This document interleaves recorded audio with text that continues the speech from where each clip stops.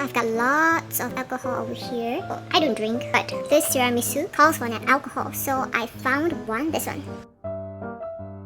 Spiced island rum. Tiny bit into this. So first, 250 grams of mascarpone cheese. And next would be 80 grams of powdered sugar. If you want to have yolk in your tiramisu, you can add it in here. But I'm not adding yolk this time, so I'm just gonna mix. So I'm just gonna add whipped cream into the mixing bowl. One pro tip is to make sure that the whipped cream is really fluffed up. You can put your mixing bowl in the freezer first, maybe like 15 minutes prior. You can take it out once you want to whip your cream. Now let's whip. Now I'm just gonna combine the whipped cream with the mascarpone mixture, and then we can assemble.